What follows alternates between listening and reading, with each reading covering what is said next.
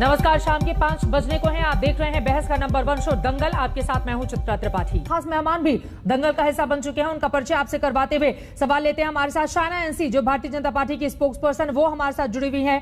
महेश तापसे जी, NCP के spokes person हमारे साथ मौजूद हैं। आनंद दुबे जी हमारे साथ जुड़ चुके हैं, शिवसेना की ओर से वो पक्ष रखेंगे। शोएब चौधरी जी हमारे साथ जुड़ चुके हैं, जो कि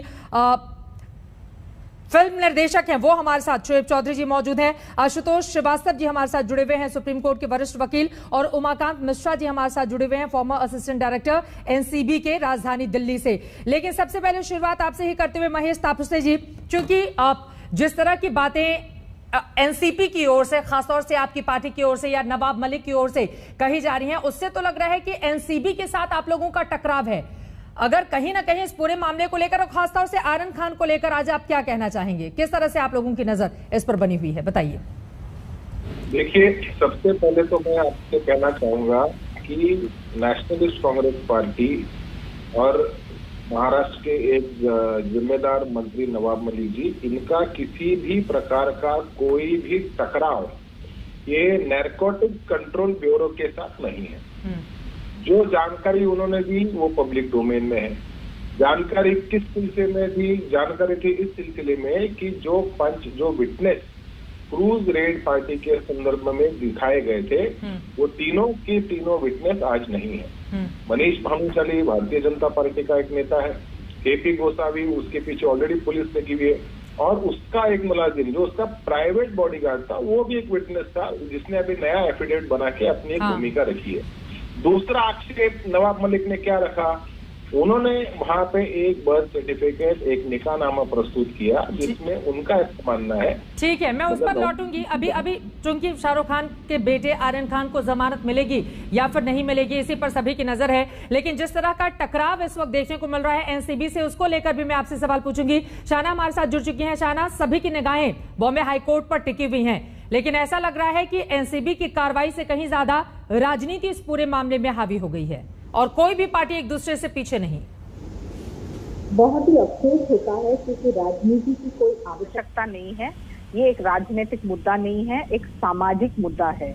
और जब सामाजिक मुद्दा होता है तो हम सभी चाहते हैं कि हमारे बच्चे सुरक्षित रहें, आते हुए पीढ़ी को ड्रग्स के इस चक्रव्यूह में न फंसते हुए हम सप्लाई चेन तक पहुंचे। अभी एनसीबी का काम क्या है? एनसीबी का काम स्पष्ट रूप से है कि जड़ तक पहुंचना।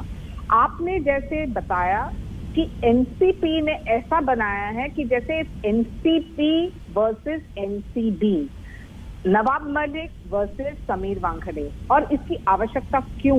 आपने एक तरफ उनको एक ईमानदार अफसर को बुलाया है, समीर दाऊद वानखेड़े, वहां दूसरे तरफ कहा कि वो भारतीय जनता पार्टी के तोते हैं, वहां तीसरे जगह आपने कहा कि 1 महीने में आप उनको जेल भेजेंगे। अभी कहीं ना डॉक्यूमेंट उन्होंने दिए हैं उसमें लिखा है समीर दाऊद वानखेड़े, सब जुडिस है। ये जो डॉक्यूमेंट उन्होंने सामने रखे हैं उसमें लिखा है समीर दाऊद वानखेड़े। देखिए, उन्होंने उनकी बीवी ने भी कल बयान दिया है कि क्या है सत्य और क्या है असत्य। लेकिन ये तू मैमे में न जाते हुए हमें फोकस करना है कोर केस के ऊपर। क्या आप ड्रग्स को इरेडिकेट करना चाहते हैं? और जो आप इरेडिकेट करना चाहते हैं तो प्लीज आर्यन खान के ऊपर भी जजमेंट देने की आवश्यकता नहीं है। कोई वर्डिक्ट मैंडेट नहीं दे सकते हैं जब मैटर सब जुडिस है। एक विटनेस जिनके पास समझ लीजिए एक्सटॉर्शन का इंफॉर्मेशन है, क्यों उन्होंने अपने प्रेयर में कोर्ट में नहीं शामिल किया? सिर्फ सोशल मीडिया के दृष्टि से वापस एक चर्चा का मुद्दा बन गया। तो कहीं ना कहीं हम सबको बहुत जिम्मेदारी से पेश आना है। ये एक सीरियस मुद्दा है, मैटर सब ये वास्तव में बहुत सीरियस मुद्दा है, और इसी वजह से ये सवाल भी पूछा जाएगा कि 10 ग्राम 11 ग्राम की खबरें इस तरीके से सामने रखी जाती हैं और व्हाट्सएप चैट से लेकर तमाम बातें सामने रख दी जाती हैं। लेकिन जो बड़ी जानकारी है, आपको बताते चलिए कि बीएसएफ ने पिछले ही साल 507 किलोग्राम अकेले पंजाब से ड्रग्स की बरामदगी की थी, जो 2018-19 में कुल बरामदगी से ज्यादा थी। और इसी तरह से अलग अलग हिस्सों से ड्रग्स की बरामदगी होती है। जो बड़ी मछलियां होती हैं वो पकड़ में क्यों नहीं आती हैं? इसी वजह से। लेकिन आनंद दुबे जी, आपके पास आते हुए, मतलब ये एनसीपी वर्सेस एनसीबी क्यों हो रहा है? आप लोगों को तो सपोर्ट करना चाहिए, महाराष्ट्र की सरकार को तो खुश होना चाहिए कि एनसीबी के अधिकारी इस तरह का बड़ा काम कर रहे हैं ताकि ड्रग मुक्त मुंबई और ड्रग मुक्त महाराष्ट्र हो। लेकिन इस पर पॉलिटिक्स लगातार जारी है आपके भी नेताओं की ओर से। सबसे पहले चित्रा जी आपको बता दूं कि हम एनसीबी के खिलाफ नहीं हैं। एनसीबी बहुत सालों से काम कर रही है, उसने बड़े बड़े ड्रग पेडलरों को पकड़ा है और वो अच्छा काम कर रहे थे। लेकिन बात होती है जब राजनीति की, जब व्यक्तिगत मामला उठता है, जब आदरणीय नवाब मलिक जी ने आरोप लगाए कि 2 अक्टूबर से लेके आज तक जिस प्रकार से क्रूज पर कार्रवाई की गई है और जिस प्रकार घटनाक्रम बदले हैं, जिस प्रकार गवाह और विटनेस उसमें आए हुए हैं, राजनीतिक पार्टियों से हैं, उनके ऊपर धोखाधड़ी के मामले हैं। आज ही नवाब मलिक जी ने एक नया ट्वीट किया है कि उस दिन क्रूज पर कोई एक विदेशी नागरिक भी मौजूद था जो बहुत बड़ा ड्रग पेडलर है और वह समीर वानखेड़े जी का मित्र बताया जा रहा है। तो इसकी जांच क्यों नहीं होनी चाहिए? सवाल एनसीबी पर नहीं है, सवाल एक अधिकारी पर है, सवाल एक अधिकारी पर है। लेकिन हाँ, तो मैं वही कह रहा हूं कि एनसीबी ने अपनी विश्वसनीयता खो दी है, एनसीबी ने अपनी गरिमा को गिरा दी है। एनसीबी के डीजी से हम सब अपील करते हैं कि वो इस पर कार्रवाई करें और समीर वानखेड़े जी पर जिस प्रकार वो अगर कुर्सी पर बने रहेंगे, वो अपने ओहदे पे बने रहेंगे, तो उनकी जांच कैसे होगी? यही तो भाजपा हमेशा कहती आई है कि अगर आप पद पे बने रहेंगे तो आपकी जांच कैसी होगी। तो ठीक है भैया, अब आप पद से उतरिए और आप पर जांच हो। आप देखिए ना, उमाकांत मिश्रा जी हमारे साथ जुड़े हुए हैं, अब जो कि फॉर्मर असिस्टेंट डायरेक्टर हैं नारकोटिक्स कंट्रोल ब्यूरो के। और सीधे सा उमाकांत जी आपसे ये सवाल है, समीर वानखेड़े के ऊपर जितने गंभीर आरोप मौजूदा वक्त में लगे हैं, क्या वास्तव में उनके पद पर रहते हुए निष्पक्ष जांच संभव है, जिसका जिक्र इस वक्त शिवसेना के प्रवक्ता कर रहे हैं? जी, मेरा तो ये रहा हो कि अभी तक केस में जितनी सारे ये एलिगेशंस, काउंटर एलिगेशंस और ये सब फ्लो कर रहे हैं, उस हिसाब से जो सत्य है, इसी सारे वारदात आप अगर देखेंगे, the only person who doesn't have any interest in the case is Sameer Wankhede because he is doing his duty.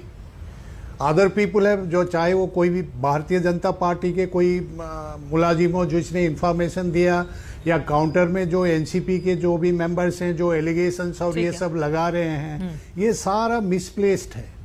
रही आपकी सवाल जहां तक ये है कि हाँ, एक इंडिपेंडेंट विटनेस जिसको विटनेस बनाया गया, वो अगर कोई एक एलिगेशन ऐसा कर रहा है, वो भी एक डिजाइन डिवाइस है। क्योंकि इसी में बड़ा इंटरेस्टिंगली आप देखेंगे कि एक 2 एलिगेशंस है इसमें। एक तो ये एलिगेशन है कि उनसे कोई ब्लैंक कागज वगैरह साइन करवा गया, जो कि खुद उनका पर्सनल नॉलेज है, जो कि रियली, क्योंकि वही एक एक्टर है, प्रिंसिपल एक्टर है, उसमें उसका रिलायबिलिटी बनता है। लेकिन उसमें ब्यूटीफुली उसमें जोड़ दिया कि एक हियर से एविडेंस कि हाँ, हमने फलाना आदमी को सुना कहते हुए कि भाई उसने 25 करोड़ का डिमांड दिया जिसमें 8 करोड़ ये जाना था। इसमें आप एक इंटरेस्टिंग बात देखेंगे, ये दोनों को इस ब्यूटीफुल तरीके से जोड़ा गया है कि अभी बाकी उसको जोड़ के फिर वो केसेस वगैरह दायर किया गया एक्सटॉर्शन का।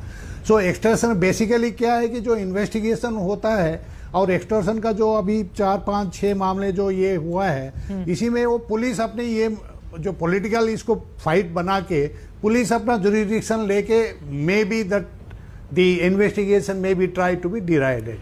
थर्ड सवाल ये होता है कि हाँ, ऐसी परिस्थिति में क्या समीर वानखेड़े साहब को क्या उसी में पद में रह के इन्वेस्टिगेशन को कायम करना चाहिए? आंसर यस भी है, नो भी है। हालांकि न्यूट्रलिटी के बाद देखा जाए तो उनको हट जाना चाहिए, क्योंकि उनका कोई पर्सनल मामला इसमें नहीं है। वो अगर हट जाए, कोई दूसरा अफसर भी इसको आगे बढ़ा सकता है, क्योंकि इसमें इंस्टीट्यूशन का भी एक रेस्पेक्ट और इंटेग्रिटी की बात आता है। और क्योंकि इमीडिएटली, मुझे तो ये खुशी है कि इमीडिएटली विजिलेंस प्रोसीजर शुरू कर दिया गया है। प्रिलिमिनरी इंक्वायरी सीबीओ करेगा, since he is a group A officer, it will go to central vigilance commission.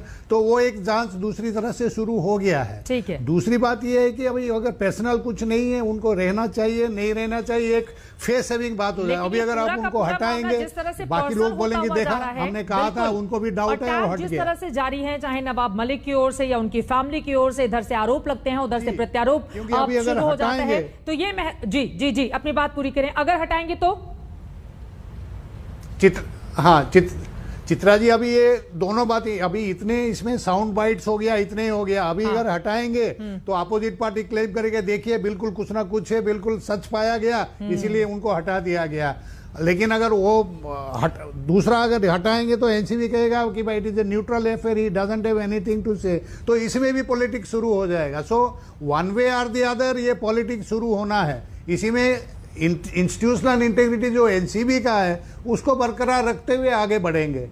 ये तो बाकी देखिए के सामने तो दोहरी चुनौती शुरू हो गई है ना, समीर वांगड़े का इसमें अधिकारी कोई के ऊपर घूस लेने जैसे गंभीर आरोप लगते हैं तो यकीनन आप देश को कैसे बताएंगे कि जो आरोप लग रहे हैं वो गलत हैं। वहीं दूसरी तरफ अधिकारियों में ये भरोसा भी आपको कायम करना होगा कि अगर आप बड़े बड़े लोगों के ऊपर इस तरह से शिकंजा कसने की कोशिश करते हैं तो पूरा डिपार्टमेंट आपके साथ खड़ा हुआ है। ये दोनों ही परिस्थितियां हैं, ऐसे एनसीबी कैसे निपटेगी, इस सवाल का जवाब आप दीजिएगा। लेकिन आशुतोष श्रीवास्तव जी, सीधे मैं आपको रुख करते हुए फिर शोएब चौधरी जी मैं आपके पास आऊंगी। अब सवाल लोगों के जेहन में यह है कि व्हाट्सएप चैट, क्योंकि ज्यादातर उसी का जिक्र हो रहा है और मीडिया को भी वही चीजें दी गई हैं, व्हाट्सएप चैट क्या आधार बन सकता है? क्योंकि बार बार जो बचाव पक्ष के वकील हैं वो दलील दे रहे हैं कि सिर्फ व्हाट्सएप चैट के आधार पर इस तरह से जिसने कोई गुनाह किया नहीं उसको उसकी सजा देने की कोशिश की जा रही है। व्हाट्सएप चैट क्या सबूत के तौर पर मान्य होता है कोर्ट के भीतर? देखिए, इसमें मैं दो बात बताना चाहता हूं। एक तो यह है कि जो सेक्शन 63 है हमारा एविडेंस एक्ट में, उसके अंदर जो है इसको सेकेंडरी एविडेंस माना जा सकता है, प्राइमरी एविडेंस तक पहुंचने के लिए इसको सोर्स माना जा सकता है। लेकिन जो है जब 2000 में आईटी एक्ट बना तो उसमें कुछ सर्टेन सेक्शन 65A लाया गया, जिसमें पहले, क्योंकि हमारे टाइम वो उस पहले कंप्यूटर्स नहीं थे, तो कंप्यूटर्स जब आए और कंप्यूटर सिस्टम आया, उसके कंटेंट्स को जो है एविडेंस मानना चाहिए नहीं मानना चाहिए, इसके लिए सेक्शन 65A को लाया गया। और साथ में सेक्शन 65B का जो सब सेक्शन 4 है उसके हिसाब से एक जो है सर्टिफिकेट फाइल करना पड़ता है अगर आप किसी भी व्हाट्सएप चैट या कोई भी कंप्यूटर का जो कंटेंट अगर आप प्रोड्यूस करते हैं कोर्ट में, जिसमें कि उस पर्टिकुलर डिवाइस का आईपी एड्रेस मेंशन होता है, वो प्रॉपरली वो डिवाइस कौन सी डिवाइस, क्योंकि ऐसे तो कोई भी शो कर सकता है कि ये हमें सो एंड सो कंप्यूटर से मिला, लेकिन उस पर्टिकुलर कंप्यूटर या मोबाइल फोन या कोई भी डिवाइस उसका पूरा उसमें कंप्लीट डिटेल्स जो है सबमिट करना पड़ता है कोर्ट में। और मुझे लगता है ये मुद्दा भी आज बेल के लिए इंपॉर्टेंट है और इसको भी उठाया जा रहा है कि ऐसा कोई सर्टिफिकेट वैसे आज की परिस्थितियां क्या बताती हैं आशुतोष जी? सबके जहन में यही सवाल है कि क्या आज लग रहा है कि 23-24 दिन के बाद राहत मिल सकती है? दूसरा चित्रा जी, मैं एक और बात बताना चाहता हूं जो कॉन्स्पिरेसी की जो बात है, क्योंकि ये कहा जा रहा है कि भाई एक एक्यूज्ड के पास से कुछ भी बरामद नहीं हुआ तो उसको क्यों अरेस्ट किया गया ऐसे सिचुएशन में। तो इसमें जो सेक्शन 29 जो कॉन्स्पिरेसी डाला गया एनडीपीएस का, या फिर सेक्शन 120B कॉन्स्पिरेसी जो हमारा इंडियन पेनल कोड में है, उसको लगाया जाता है। उसका मतलब ये है, जिसमें एक एग्जांपल दूं कि अगर 7 लोग अगर गए किसी बैंक में और उन पे आरोप है कि उन्होंने वहां पे रॉबरी किया, तो जिसमें 5 या 6 लोग अंदर गए विथ आर्म्स के साथ, और उसमें एक जो आदमी था वो सिर्फ बाहर सीढ़ियों पे खड़ा था, वो सिर्फ ये देख रहा था कोई पुलिस तो नहीं आ रही या कोई आ तो नहीं रहा अंदर, हालांकि उसने डायरेक्टली कोई क्राइम नहीं किया, बट कॉन्स्पिरेसी के तहत जो है उसको कॉमन इंटेंशन माना जाता है और सबके ऊपर जो है सेम सेक्शंस के ऊपर ट्रायल को चलाया जाता है। हालांकि यहाँ पे मामला बेल का है, तो बेल में कोर्ट वो नहीं देखेगा ट्रायल के मामलों को, कोर्ट ये देखेगा कि इस पर्टिकुलर एक्यूज्ड को अब कस्टडी में रख करके इसको इन्वेस्टिगेट करने की जरूरत है या फिर नहीं है। वैसे भी बहुत ज्यादा दिन गुजर चुके हैं, ऐसे में वास्तव में एनसीबी को अभी और जरूरत है या फिर नहीं है? हालांकि एनसीबी की दलीलें हैं कि चूंकि गवाहों को प्रभावित किया जा सकता है, अंतर्राष्ट्रीय रैकेट से तार जुड़े हुए हैं, इस वजह से इनका बाहर आना ठीक नहीं है। शोएब चौधरी जी, सबकी निगाहें तो लगी हुई हैं इस बात पर कि वो बाहर आएंगे या फिर नहीं आएंगे, लेकिन ये बात तो सच है कि व्हाट्सएप चैट को ही अगर हम आधार माने तो उसमें ड्रग्स के लेने का या इन तमाम बातों का जिक्र किया गया है, तो इस आधार पर यह नहीं कहा जा सकता कि वो 23 साल के हैं, वो मासूम है, उनको छोड़ दिया जाए। देखिए, मैं 23 साल की उम्र से मासूमियत को तो नहीं जोड़ना चाहूंगा, और व्हाट्सएप में जो दिखाया गया है वो रिया चक्रवर्ती के केस पे भी हम देख चुके हैं, उसका कोई रिजल्ट नहीं निकलता है। व्हाट्सएप चैट कितना एडमिसिबल है ये तो यहाँ बैठे हुए जो वकील लोग हैं वो बताएं, लेकिन ये जरूर है क्योंकि पहले दिन से इस केस को हम फॉलो कर रहे हैं तो ये समझ में आता है कि एक अधिकारी की इंटेग्रिटी के ऊपर जो सवाल उठाए गए हैं वो बहुत वैलिड नजर आते हैं, बड़े वाजिब सवाल है। और ये भी अच्छी बात है कि एनसीबी ने इंटरनल इंक्वायरी शुरू कर दी है, और मैं ये दुआ करता हूं कि इस इंक्वायरी में जो इल्जाम उनके ऊपर उठाए गए हैं वो इल्जाम झूठे निकले, क्योंकि अगर गलती से ये सच निकल आए तो इस देश की जनता का इन एजेंसीज के ऊपर से भरोसा उठ जाएगा।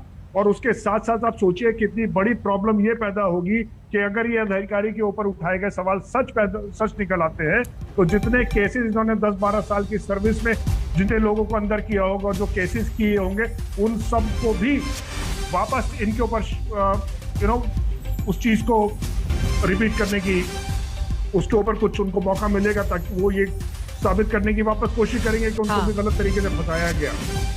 नहीं, लेकिन आप क्या कहना चाहते हैं? मतलब अगर कोई अधिकारी निष्पक्ष होकर जांच कर रहा है और बाद में उसके ऊपर आरोप लगते हैं, हालांकि ये बात सच है कि वो सही है या फिर गलत है, जांच के बाद ही इसका फैसला होगा, लेकिन एनसीबी ने ही तो जांच को आगे ले जाने की बात भी कही है। और इस वक्त की बड़ी खबर हम लगातार अपने दर्शकों को दिखा रहे हैं। सुनवाई कल तक के लिए टल गई है।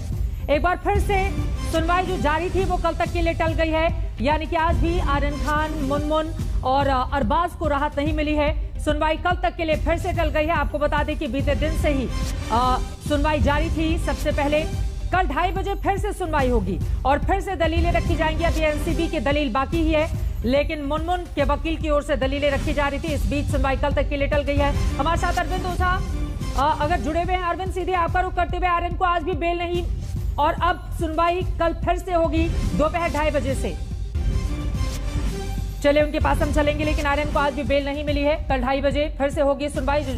बड़ी जानकारी निकलकर सामने आ रही है। यकीनन मुश्किलें यहां पर आर्यन खान, उनके दोस्तों की, और ये तस्वीरें आपको दिखा रहे हैं। आपको बता दें, मुकुल रोहतगी टीवी स्क्रीन पर आपको दिखाई दे रहे हैं, आर्यन खान के वकील, जिन्होंने लंबी चौड़ी दलीलें आर्यन के पक्ष में रखी और उनके साथ एक बड़ी टीम भी है, जैसा कि टीवी स्क्रीन पर आपको दिखाई दे रहा है। लेकिन आज भी राहत नहीं मिल पाई है आर्यन खान को और सुनवाई कल 2:30 बजे फिर शुरू होगी। उसके बाद आगे क्या होता है ये देखना महत्वपूर्ण रहेगा। लगातार एक के बाद एक कई वकील दलील रख चुके हैं, लेकिन निचली अदालतों से आर्यन को राहत नहीं मिली। मुंबई ड्रग केस में बॉम्बे हाईकोर्ट में आर्यन खान की जमानत पर सुनवाई लगातार जारी थी। आपको बता दें, इसके पहले वकील अमित देसाई ने प्रोसीडिंग को जारी रखते हुए जमानत के पक्ष में दलीलों की शुरुआत की थी। लेकिन फिलहाल जो बड़ी जानकारी सामने आई है, कल 2:30 बजे के बाद फिर से सुनवाई होगी, यानी कि लंच के बाद ड्रग्स केस में सुनवाई कल तक के लिए टल गई है। लगातार तस्वीरें आपको दिखा रहे हैं, वकील पर सुनते हैं उनको सीधे।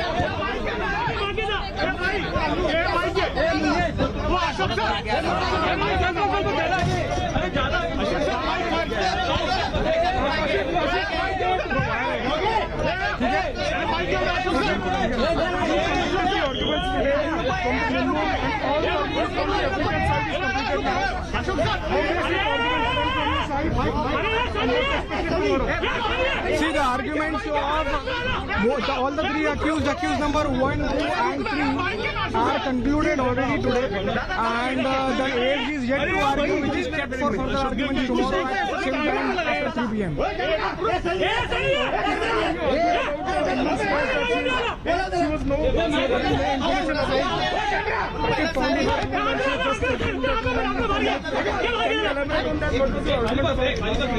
It is the case of the NCB that in the Panchnama filed by them, in which Mr. Kundan Goswami is a Pancha and the second number Pancha is Mr. Bhanushali.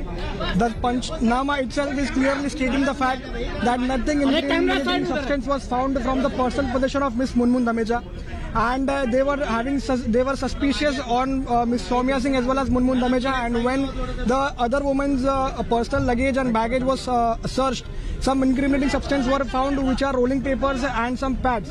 So it is their own case. So I would only say, which I am stating since day one, that they have unnecessarily, unwarrantedly and unjustifiably arrested Miss Munmun Dameja in the present case. At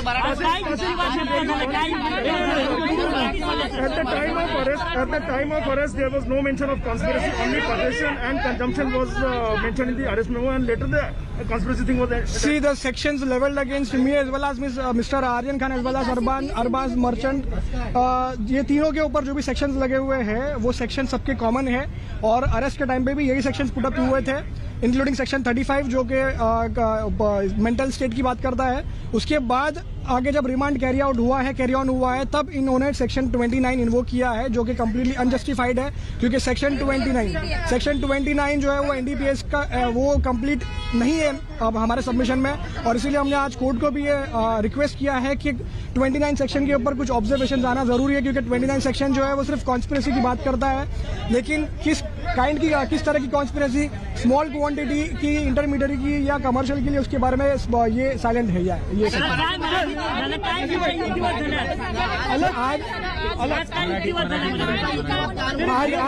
आज case मध्ये आरोपी number 1, 2 आणि 3 तिघाचा argument झाला आहे, complete झाला आहे, आणि argument मध्ये आमचा सबमिशन हेच होता की आम्ही विदाऊट एनी रिझन्स हा केसमध्ये अरेस्ट माझी अटक झाली आहे आणि ती कम्प्लिटली अनजस्टिफाईड आहे. माझा काय रोल या केसमध्ये नाही आहे आणि तर त्या रिझनसाठी हा केस कम्प्लिटली बोगस आहे. आणि उद्या कशा पद्धतीने आर्ग्युमेंट पुन्हा केली जाणार आहे?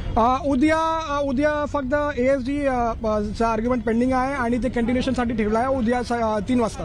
सर, काल तुम्ही मुहम्मद धमेच्यासाठी युक्तिवाद करू शकला नव्हतात कारण वेळ संपलेली होती. आज तुमचा युक्तिवाद पूर्ण झाला. त्याच्यामध्ये तुम्ही असं म्हटलेलं आहे की मुनमुनकडे कोणतेही ड्रग्ज सापडला नाही, ते सापडलं त्यांच्या वस्तूमध्ये होतं आणि ज्यांना मुनमुनी बोलवलं होतं त्यांना चौकशीसाठी देखील बोलवलं नाहीये. NCBचा स्वतःचा हे पंचनामा स्वतः बोलतात की मुनमुनचा पर्सनल पोझिशनमध्ये जे सर्च झाली होती काय मिळवला नाही. जे एलेज ड्रग्ज 5 ग्रॅमचा आहे ते रूमच्या कॉर्नरमध्ये सापडला होता आणि ते त्याच्यानंतर आणखी एक मुलगी होती तिथे, ते सौम्या सिंग नावाची, त्यांचा जे सर्च केला बॅगेजचा, त्या सर्चमध्ये इन्क्रिमिनेटिंग सबस्टेन्स मिळवला होता, सापडला होता आणि ते सबस्टेन्समध्ये रोलिंग पेपर्स आणि काय पॅड्स हे असतात आणि रोलिंग पेपर्स स्मोकिंगसाठी यूज होतात. तर NCBचा स्वतःचा पंचनामा हे सांगतात. तर कशाला मुनमुनला हा केसमध्ये अरेस्ट केलाय आणि ते सौम्या हा केसमध्ये कुठे आहे ते आता पण आरोपी बनवली नाहीये. लगातार वकील को आप सुन रहे थे. आपको बता दें कि आज कोर्ट के भीतर दलीलें तो रखी गई हैं, लेकिन कल तक के लिए फिर से सुनवाई टल गई है. कल दोबारा 2:30 बजे से सुनवाई शुरू होगी. उसके बाद क्या राहत मिल पाएगी, अपने आप में बड़ा सवाल है. आर्यन खान, मुनमुन और अरबाज को सीधे रुक कर लेते हैं. हमारे सहयोगी मुस्तफा शेख हमारे साथ बने हुए हैं बॉम्बे हाईकोर्ट के बाहर से. मुस्तफा, वकील सामने हैं, उनकी ओर से तमाम बातें कही गई, लेकिन आज की रात एक बार फिर से सलाखों के पीछे ही और कल दोपहर 2:30 बजे सुनवाई होगी, जिसके बाद यह तय होगा कि बेल मिलती है या फिर जेल में ही आगे की राह भी गुजारनी होगी. मुस्तफा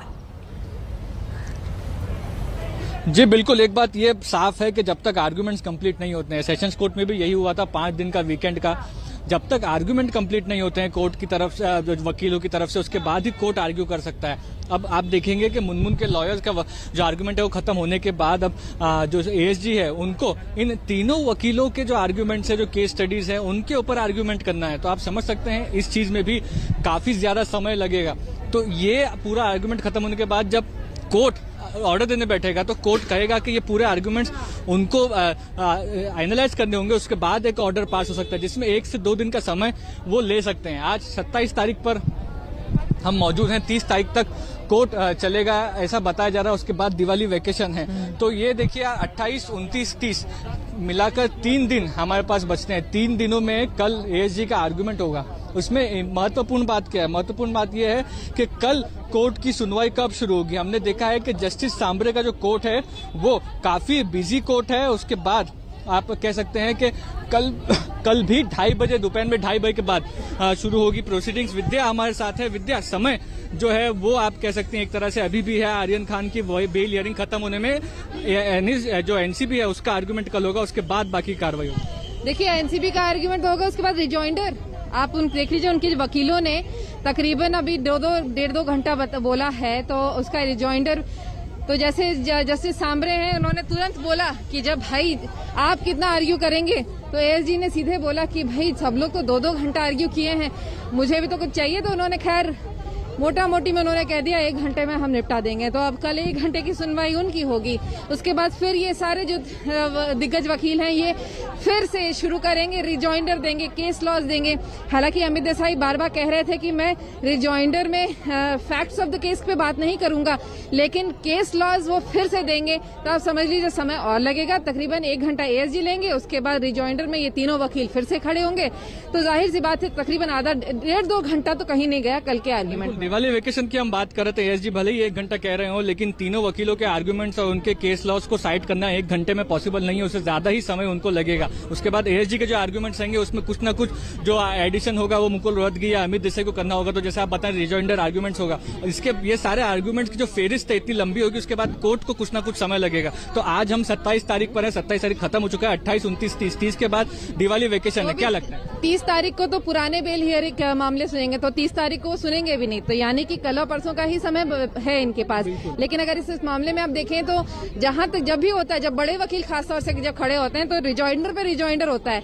आज जैसे हमने अचित कुमार के केस में भी किया था, आप तो वहां खुद थे, आप कल ऑलरेडी एप्लीकेंट की तरफ से बिल्कुल अश्विन थूल ने आर्ग्यू किया, फिर एनसीबी की तरफ से वकील ने आर्ग्यू किया, फिर अश्विन थूल ने आर्ग्यू किया, फिर सेठना ने आर्ग्यू किया, मतलब और उसके बाद फिर थूल ने आर्ग्यू किया। तो ये तो रिजॉइंडर पे सब रिजॉइंडर और बाकी होता जा रहा है लगातार। लगता है जैसे कि बहस खत्म ही नहीं होने वाली है इन लोग की। बिल्कुल, तो एक लंबा समय इस वक्त हमको लगता है कि होने वाला है जब आर्यन खान की बेल की पूरी तरह से हियरिंग खत्म होकर ऑर्डर होकर उसके बाद जो फाइनल ऑर्डर है वो उस तक पहुंचने में, और सिर्फ 2 दिन हमारे पास 2 से 3 दिन का जो कोर्ट का वर्किंग टाइम है, उसके बाद दिवाली वेकेशन है। तो ये समय इस वक्त बहुत इंपॉर्टेंट लग रहा है। आर्गुमेंट्स तो इन केस में इंपॉर्टेंट है, फैक्ट्स केस में इंपॉर्टेंट है, लेकिन समय भी विद्या काफी इंपॉर्टेंट है। बिल्कुल, ये बड़ी बात मुस्तफा विद्या ने भी जो जानकारी दी है। अब इस सवाल ये है कि आर्ग्यूमेंट कब तक चलता रहेगा, राहत मिल पाएगी दिवाली के पहले या फिर नहीं मिल पाएगी। 23 से 24 दिन गुजर चुके हैं। वो सबूत एनसीबी के पास कौन कौन से हैं जिसके आधार पर निचली अदालतों में उसका पक्ष मजबूत रहा? क्या हाईकोर्ट भी उन्हीं का संज्ञान लेगा या फिर हाईकोर्ट की ओर से इन लोगों को राहत दे दी जाएगी? बहुत सारे ऐसे सवाल हैं जिनका जवाब मिलना बाकी है। लेकिन आर्यन खान को आज भी राहत नहीं मिली है, ये इस वक्त की सबसे बड़ी खबर है। मुस्तफा विद्या से पूछे कि कोर्ट के भीतर क्या कुछ हुआ। मुकुल रोहतगी ने कल अपनी बात रखी थी, आज भी वो पूरे अपनी बड़ी टीम के साथ वहां पर मौजूद थे। उनकी ओर से और अंदर क्या बातें कही गई हैं, विस्तार से इसके बारे में जानकारी लीजिए मुस्तफा। जी बिल्कुल, विद्या से भी हम थोड़ी देर में बात करेंगे, लेकिन जो आज मेन आर्गुमेंट्स रहे हैं वो अमित देसाई की तरफ से रहे हैं, जो कि वकील हैं अरबाज मर्चेंट के। उन्होंने सेक्शंस को लेकर के सारी बातें की थी और केस लॉस काफी ज्यादा साइड किए गए हैं। सबसे इंपॉर्टेंट बात यह रही कि जो ड्रग्स पोजेशन की बात है वो बार बार की गई अरबाज की तरफ से। अरबाज के पास ड्रग्स मिला है, लेकिन कंजम्पशन का केस बनना चाहिए, उसके बजाय कॉन्स्पिरेसी का केस जो है वो बनाया गया है। और इस पूरे मामले में अभी तक जो लोग जेल में हैं उन्हें अगर आप देखें तो पूरे जो पनिशमेंट लगती है केस प्रूव होने के बाद वो 1 साल की लगती है, लेकिन इसमें कॉन्स्पिरेसी का जो एंगल दिया जा रहा है उसकी वजह से ज्यादा समय लगेगा। जो वकील है वो ये मोटे मोटे तौर पर देख रहे हैं कि जो कॉन्स्पिरेसी है उस कॉन्स्पिरेसी को क्रूज का जो ड्रग्स क्रूज का केस है उससे अलग करके अगर आप देखें तो ये एक तरह से पूरा अलग मामला निकल नजर आता है, क्योंकि व्हाट्सएप चैट जो है वो ड्रग्स कंजम्पशन को लेकर है, वो किए गए हैं 2019-2020 में। जो ड्रग्स की जो पार्टी बताई जा रही है क्रूज पे वो थी 2021 में। तो ये दोनों चीजें जुड़ती नहीं, इसलिए कॉन्स्पिरेसी एस्टेब्लिश नहीं किया जा सकता।